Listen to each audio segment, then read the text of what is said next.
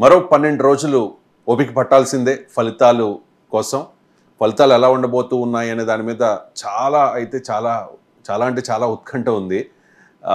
YSR Congress party once again Jagan అంటూ ఉంటే కూటమి ఖచ్చితంగా అధికారంలోకి వస్తుందని చెప్పి టీడీపీ కానీ బీజేపీ కానీ జనసేన కానీ ఆశతో ఉన్న పరిస్థితి. సో చాలా నియోజకవర్గాల్లో ఎటువంటి పరిస్థితి ఉంటుంది, ఏ ఫ్యాక్టర్స్ అక్కడ ప్రభావం చూపించబోతూ ఉన్నాయి అనే దాని మీద ఎవ్రీడే మనం అనలైజ్ చేస్తూ ఉన్నాం.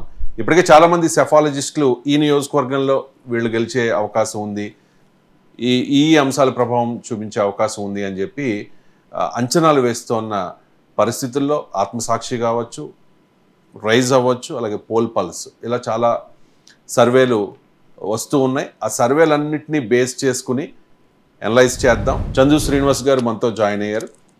ఆయన సెఫాలజిస్ట్. అలాగే మైలవరం నియోజకవర్గం Vasantha Krishnaprasad YSR Congress party sitting MLA. ఆయన పార్టీ మారిపోయి దేవినేని ఉమ్మని కాదని టికెట్ వసంత కృష్ణప్రసాద్.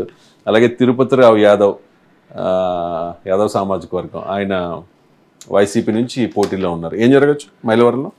వసంత కృష్ణప్రసాద్ ఎందుకంటే నగరానికి ఆనుకొని ఉంది. Ibrahimpatnam industries employees point of వ్యూలో కూడా గతంలో వైసీపీలో చేశాడు. వైసీపీలో అనేక అవమానాలు గురైననే ఇది వ్యక్తం చేశారు.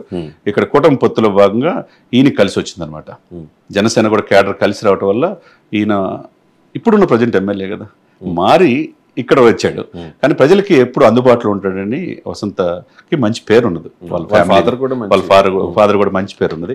అందులో మైలవరం చూసుకుంటే సామాజిక వర్గ సమీకరణలో భాగంగా మాదిగ మాల కాపులు ఈక్వల్గా ఉన్నారు. కమ్మవారు కూడా ఆ 4 కలిసి వచ్చి ఆ విధంగా ఏ విధంగా చూసుకున్నా మంచి పేరు ఉన్నది, పనులు చేసి పెడతారు. రైట్. మైలవరంలో ఎవరు గెలుస్తారనే దాని మీద అందరికీ ఒకే అంచనా ఉంది, అది టీడీపీ అని చెప్పి. వసంత కృష్ణప్రసాద్ గెలవబోతూ ఉన్నారనేది ఒక అంచనా. ఇది ఓవరాల్గా కృష్ణా జిల్లాకు సంబంధించిన అనాలిసిస్.